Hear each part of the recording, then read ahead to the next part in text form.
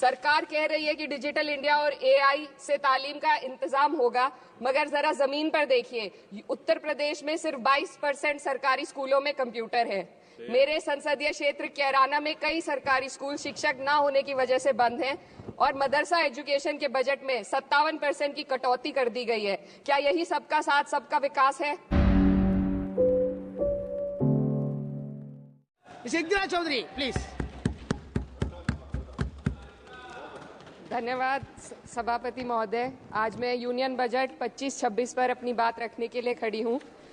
भारत के संविधान के आर्टिकल 38 भारत को एक वेलफेयर स्टेट के तौर पर पेश करता है और सरकार की जिम्मेदारी है कि बजट और उससे जुड़ी वेलफेयर स्कीम्स के जरिए इन आर्टिकल्स को हकीकत में लाया जाए।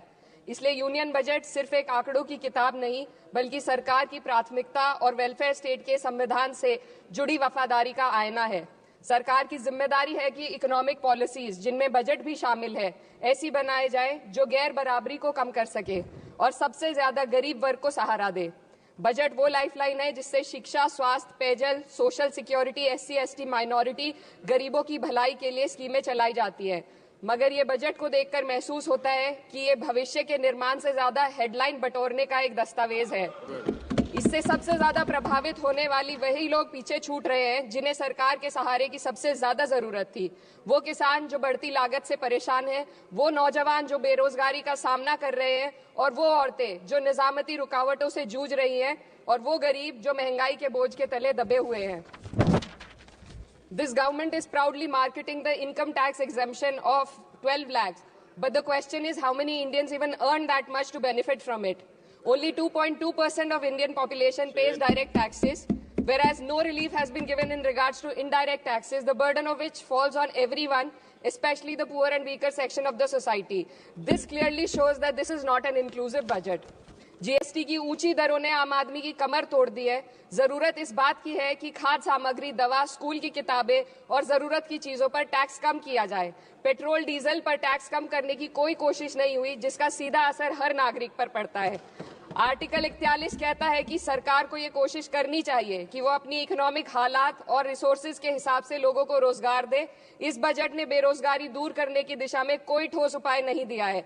नई नौकरियों की बात तो छोड़िए, जो पहले से थी वो भी खत्म होती जा रही हैं। स्किल डेवलपमेंट प्रोग्राम के नाम पर करोड़ों खर्च किए जा रहे हैं, मगर सवाल ये है कि ट्रेनिंग लेने के बाद कितने नौजवानों को असल में नौकरी मिल रही है। सरकार के पास इसका भी कोई आंकड़ा नहीं है। सरकारी विभागों में लाखों पद खाली है, मगर भर्ती का कोई प्लान नहीं है। आर्टिकल 45, जिसके द्वारा सरकार की जिम्मेदारी है कि हर बच्चे को 6 साल की उम्र तक फ्री और जरूरी तालीम मिले ताकि उनका बुनियादी तालीमी डेवलपमेंट सही से हो सके, जिसको संसद ने शिक्षा का अधिकार अधिनियम बनाकर और भी मजबूती दी थी, परंतु इसकी जमीनी हालत क्या है वो किसी से छुपी नहीं है।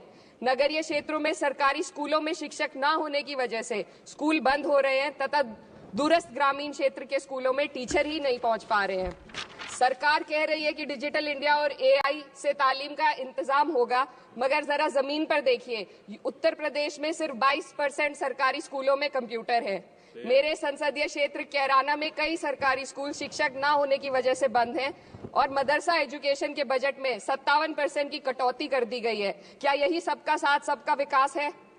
इसी तर्ज पर अस्पताल हैं जहां पर डॉक्टर नहीं है। आर्टिकल 47 अच्छी सेहत और जिंदगी के स्टैंडर्ड को बेहतर बनाने की आवश्यकता पर जोर देता है। राज्य की जिम्मेदारी है कि लोगों की सेहत और उनके वेलबींग को बेहतर करने के लिए जरूरी कदम उठाए, लेकिन हकीकत यह है कि इस बजट का सिर्फ 2% ही आम जनता तक पहुंच पाता है। शामली जिले में 84 डॉक्टर की पोस्ट स्वीकृत है, मगर सिर्फ 29 डॉक्टर काम कर रहे हैं और गायनोकोलॉजिस्ट मात्र 1 है। दवाइयों की कीमतें बढ़ती जा रही हैं, मगर गरीबों के लिए कोई राहत नहीं है। सरकार ने महिलाओं के लिए बजट बढ़ाने का दावा किया, मगर 81% इसका बजट सिर्फ पोषण योजनाओं में डाला गया है। महिलाओं के रोजगार, उनके इकोनॉमिक इंडिपेंडेंस और सुरक्षा के लिए कोई ठोस योजना नहीं बनाई है। बेटी बचाओ बेटी पढ़ाओ का बजट घटा दिया गया, जिससे साफ है कि ये सिर्फ नारेबाजी थी और कुछ नहीं। किसानों की बदहाली हम सबके सामने है, लगातार चलती आ रही है। 2016 में कहा गया था कि 2022 तक किसानों की आमदनी दोगुनी होगी, मगर 2025 आ गया और एमएसपी पर कोई ठोस गारंटी आज भी दी नहीं गई है। गन्ना किसानों का बकाया अब तक नहीं मिल पा रहा है और तो और उत्तर प्रदेश में अभी तक गन्ना मूल्य भी तय नहीं किया गया है। डीएपी, यूरिया और खाद की कमी से परेशान किसान आज भी सड़क पर प्रदर्शन कर रहे हैं। मजदूरों के लिए जो सबसे बड़ी योजना मनरेगा थी, सरकार कहती है कि मनरेगा ग्रामीण भारत की रीढ़ है, मगर बजट में कोई भी बढ़ोतरी नहीं मिलना बहुत शर्मसार है। औसतन 44 दिन का ही रोजगार मिल रहा है, जबकि स्कीम 100 दिन की गारंटी की होती है। भारतीय रेलवे देश के लोगों की जीवन रेखा है और इसी से यहाँ के लोगों की आर्थिक एवं सामाजिक जिंदगी चल रही है। देश के हर हिस्से को रेल कनेक्टिविटी से जोड़े जाना सरकार की कल्याणकारी नीति का हिस्सा है। मेरे संसदीय क्षेत्र कैराना के रेलवे से जुड़ी 2 मांगे लंबे समय से लंबित हैं। दिल्ली शामली सहारनपुर रेल लाइन का दोहरीकरण और पानीपत शामली मेरठ लाइन का सर्वे अति शीघ्र ही कराए जाने की बहुत पुरानी मांग को बजट में शामिल किया जाना चाहिए। देश भर में बिजली की दरें बेहद असमान हैं।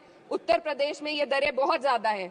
देश भर में एक समान बिजली दरें लागू करने का प्रावधान किया जाए। रिवैम्प योजना में हर घर तक बिजली पहुंचाने के लिए एलटी लाइन बनाने का प्रावधान भी जोड़ा जाए। कृषि उपकरणों व खाद डीएपी को जीएसटी से मुक्त किया जाए। किसानों की एमएसपी की मांग को पूरा करने के साथ साथ उत्तर प्रदेश के किसानों को गन्ना मूल्य निर्धारण पिछले वर्ष से बढ़ाकर किया जाना बेहद जरूरी है। जनपद शामली व मुजफ्फरनगर को एनसीआर में तो शामिल किया गया है, परंतु वहां पर कोई विकास नहीं हुआ तथा उसको कोई भी लाभ नहीं मिला है। वहां के लोग सिर्फ प्रदूषण के बाध्यकारी नियमों से परेशान हैं, इसलिए दोनों जनपदों को एनसीआर की सीमा से बाहर किया जाना चाहिए। मेरे संसदीय क्षेत्र में मैं कुछ चीजें बजट स्पीच में ऐड करना चाहती हूँ। एक, ट्रॉमा सेंटर और जिला अस्पताल के अपग्रेडेशन की भी मांग है। जनपद शामली और सहारनपुर में एक महिला डिग्री कॉलेज खोला जाए। कैराना में जस्ट कंक्लूडिंग, यमुना नदी के घाट पर सौंदर्य कार्य का भी कार्य जोड़ा जाए। जनपद शामली में टेक्सटाइल पार्क की स्थापना की जाए और जो संसद निधि है, सांसदों को केवल 5 करोड़ रुपए दिए जाते हैं और एमएलए, उत्तर प्रदेश के एमएलए को भी 5 करोड़ दिए जाते हैं। हमारी मांग है या तो इसे बढ़ाकर 25 करोड़ किया जाए या फिर सिरे से खारिज किया जाए। The union budget was an opportunity to address the pressing. Sir, just 1 minute. Please, 2 more speakers are in your party. Sir, just concluding. Pressing concern of India's citizen, rising unemployment, soaring inflation, crumbling public services, and deepening rural distress. Yet, instead of offering real solution, the government has focused on optics and half measures. While tax relief for the middle class is welcome, it does nothing for the millions who earn too little to benefit from it. Education remains underfunded, rural employment stagnates, and farmers continue to struggle without meaningful support. The delays in conducting the census and caste census further exposes the government's disregard for data-driven policy making and social justice. India needs a budget that prioritizes its people, not just its economic headlines. A budget that invests in human capital, strengthens social security, and ensures dignity and stability for all. But what we have instead is another missed opportunity, one that fails the poor, the youth, the farmers, and the women of this country. Budget प्रस्ताव पर अपने विरोध को मैं 2 पंक्तियों में आपके सामने रखना चाहूंगी। बेदम हुए बीमार दवा क्यों नहीं देते? बेदम हुए बीमार दवा क्यों नहीं देते? तुम अच्छे मसीहा हो, शिफा क्यों नहीं देते? मिट जाएगी मखलूक तो इंसाफ करोगे, मुंसिफ हो तो हश्र उठा क्यों नहीं देते?